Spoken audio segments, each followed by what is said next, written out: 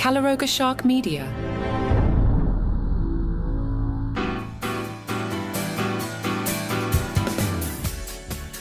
Today, we're taking a break from our usual recaps to pay tribute to a true television legend, Bob Newhart, who sadly passed away on July 18th at the age of 94.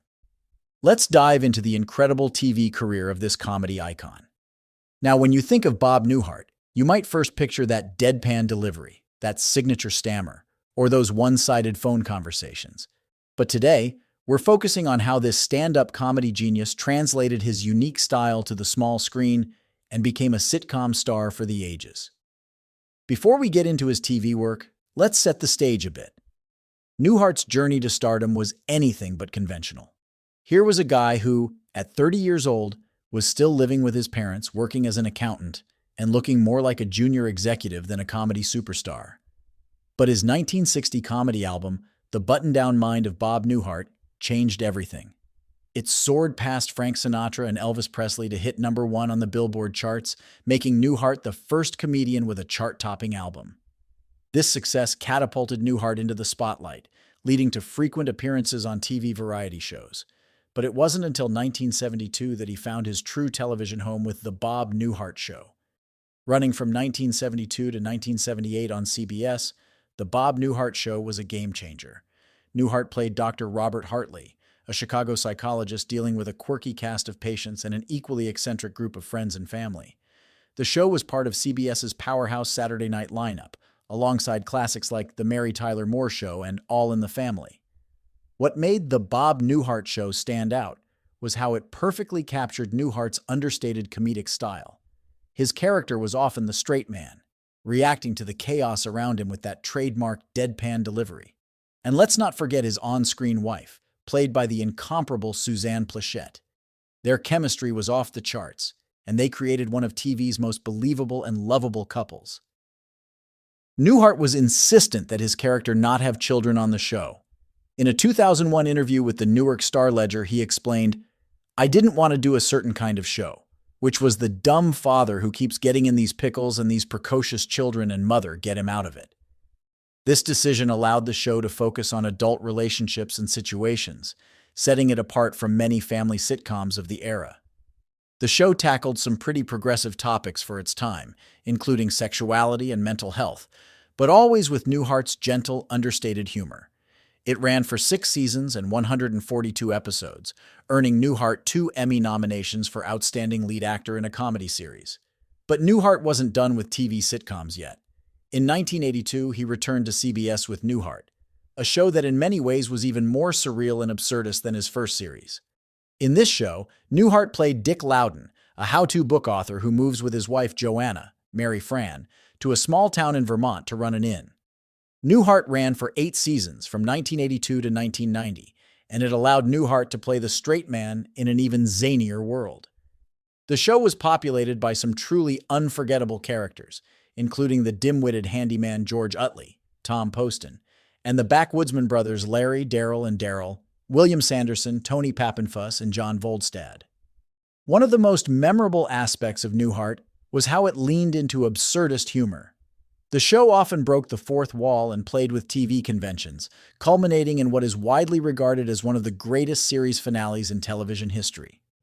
In the final episode, Dick Loudon is hit on the head by a golf ball. The screen goes black, and when the lights come up, we see Newhart in bed, but not with Mary Fran. Instead, he's next to Suzanne Pleshette, his wife from The Bob Newhart Show. He wakes up and says, "Honey, wake up, you won't believe the dream I just had." The entire 8-year run of Newhart is revealed to have been a dream of Dr. Bob Hartley from the previous series. This twist ending was a stroke of genius, catching viewers completely off guard and cementing Newhart in TV history. It's a testament to Newhart's comedic instincts and his willingness to take risks, even after decades in the business. But Newhart's TV career didn't end with Newhart. In the 1990s, he starred in 2 more sitcoms, Bob, 1992 to 1993, and George and Leo, 1997 to 1998.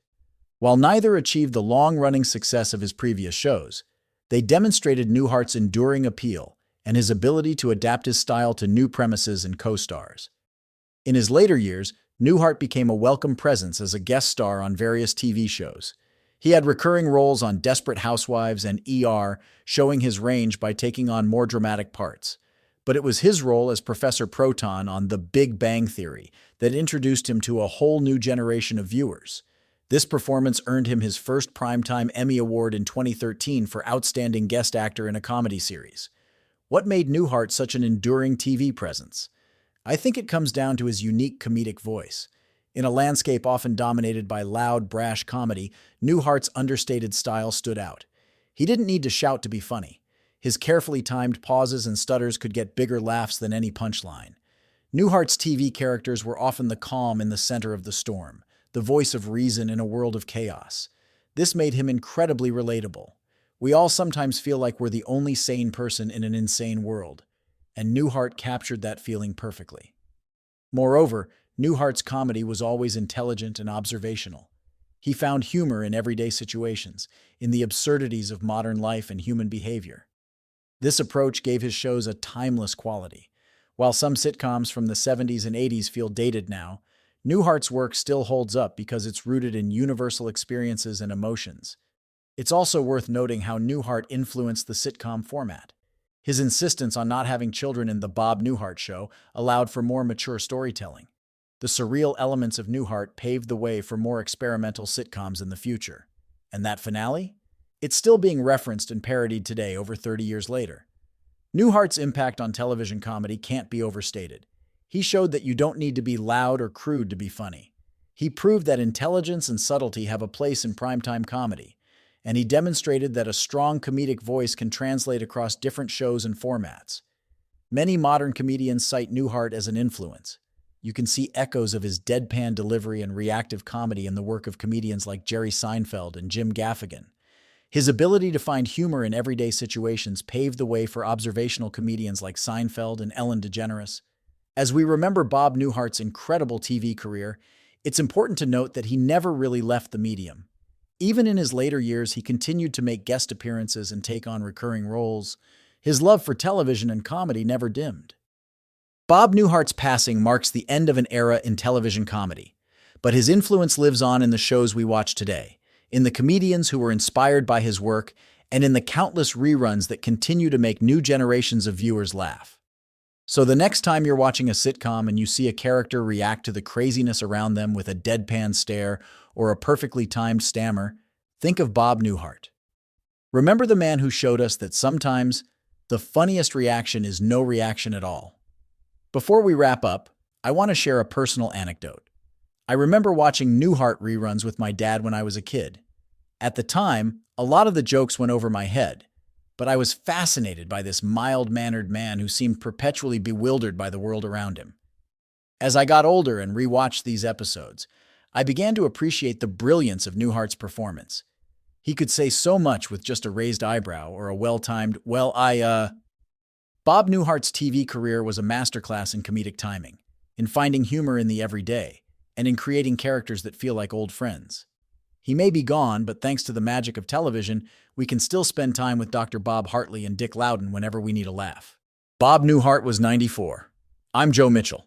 Rest in peace, Bob.